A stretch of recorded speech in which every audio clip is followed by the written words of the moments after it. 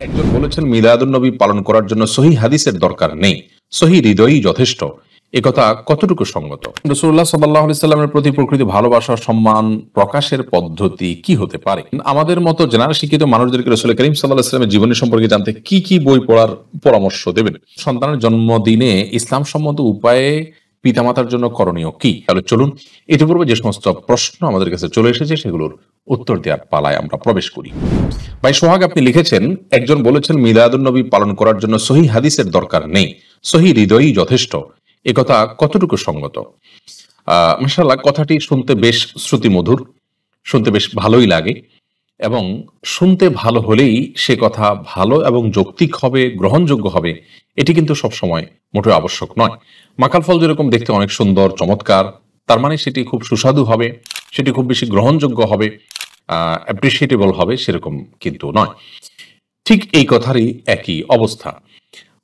এই কথা যারা বলেন যে মিলাদুন্নবী পালন করার জন্য সহি হাদিসের প্রয়োজন নেই, তাদের কাছে আপনি পাল্টা প্রশ্ন করতে পারেন যে আপনি শরিয়ার কোন বিধান প্রমাণ করবেন তাহলে কি দিয়ে? সহি মন থেকে যা খুশি তা করবেন, যে আমার মনটা বিশুদ্ধ, আমার মনটা ভালো, আমি দাবি করলাম, করে আমি ভালো মন নিয়ে আমি যা কিছু তা করতে পারবো, ব্যাপারটি এরকম?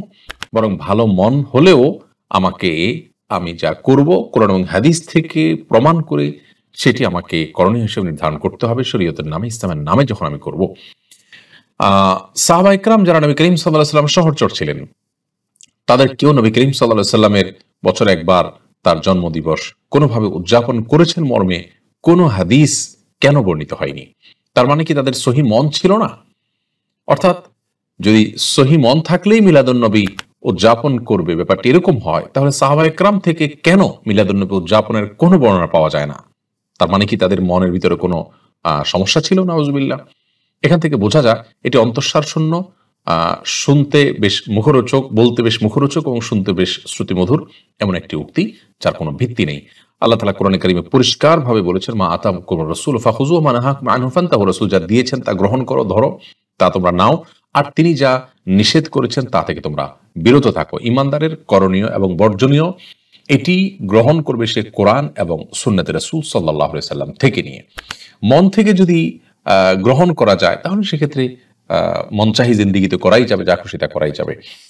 তারপর আমাদের যে সমস্ত ভাইরা মিলাদুন নবী উদযাপন করে থাকেন নবী করিম সাল্লাল্লাহু আলাইহি সাল্লামের ভালোবাসায়, আমরা তাদেরকে বিনয়ের সাথে বলবো, আসুন সুন্নাহর অনুসরণ করি, কোরআনের নির্দেশনা অনুসরণ করি, তাহলে ইনশাআল্লাহ আমাদের কল্যাণ সেখানে আমরা খুঁজে পাবো। আল্লাহ তাআলা আমাদেরকে বোঝার তৌফিক দান করুন। ফারুক, আপনি লিখেছেন, সন্তানের জন্মদিনে ইসলাম সম্মত উপায়ে পিতামাতার জন্য করণীয় কি?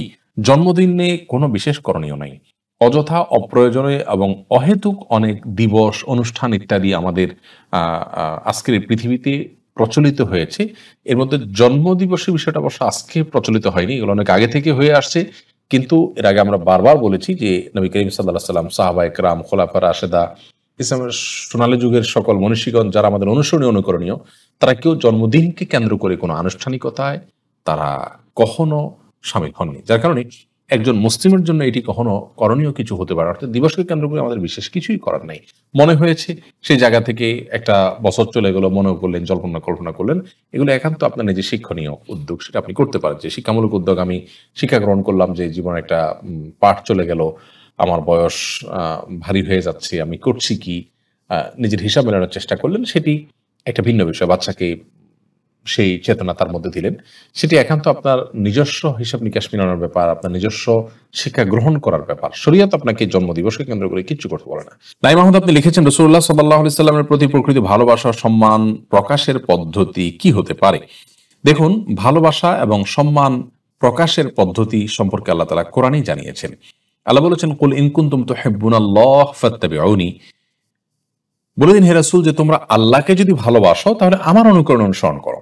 অতএব ভালোবাসার দাবি হলো অনুসরণ, অনুকরণ। আপনি নবী করিম সাল্লাল্লাহু আলাইহি সাল্লামের যদি ইত্তেবা করে থাকেন তাহলে তার অনুসরণ করবেন, তার সাহাবীদের অনুসরণ করবেন, অনুকরণ করবেন। এটি হলো ভালোবাসার সবচেয়ে বড় প্রমাণ। এজন্য কবি বলেছেন, ইন্নাল মুহিব্বা লিমা ইউহিব্বু ইউতিউ আও মুতিউ। যে ব্যক্তি কাউকে ভালোবাসে, সে যাকে ভালোবাসে তার অনুরূপ চলতে, বলতে, তার অনুরূপ করতে তিনি পছন্দ করেন, ভালোবাসেন। এটি ভালোবাসার একটা বড় প্রমাণ। সেই সাথে যাকে ভালোবাসেন তার নির্দেশগুলো মানতে আপনি ভালোবাসবেন, তার পছন্দটাকে আপনি পছন্দ করবেন, তার অপছন্দটাকে আপনি অপছন্দ করবেন, এগুলো সব ভালোবাসার প্রমাণ। অতএব নবী করিম সাল্লাল্লাহু আলাইহি ওয়াসাল্লামের প্রতি ভালোবাসার প্রমাণ হবে তার সুন্নাহকে ভালোবাসা, তিনি যা নির্দেশ করেছেন সেগুলো মেনে চলার চেষ্টা করা, তিনি যা নিষেধ করেছেন সেগুলো থেকে বিরত থাকার চেষ্টা করা, এগুলো সবগুলো নবী করিম সাল্লাল্লাহু আলাইহি ওয়াসাল্লামের প্রতি ভালোবাসার প্রমাণ হবে ইনশাআল্লাহ তাআলা।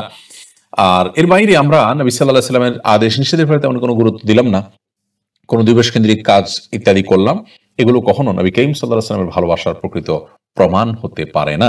আপনি কাউকে ভালোবাসেন, তার কথা শোনার ব্যাপারে কোনো গরজ নাই, তার পছন্দ নির্দেশ মানার ক্ষেত্রে আপনার তেমন কোনো আন্তরিকতা নাই, তবে আপনি বিশেষ বিশেষ কিছু দিনে বেশ কিছু আয়োজন করেন, সন্দেহাতীতভাবে সেই ব্যক্তি কখনো আপনাকে প্রকৃতভাবে তার প্রতি ভালোবাসা আছে এই সার্টিফিকেট আপনাকে দিবে না। অতএব আমরা নবী করিম সাল্লাল্লাহু আলাইহি ওয়াসাল্লামের ভালোবাসা দেখাবো কাজের মাধ্যমে, আমলের মাধ্যমে, সুন্নাহ অনুসরণের মাধ্যমে।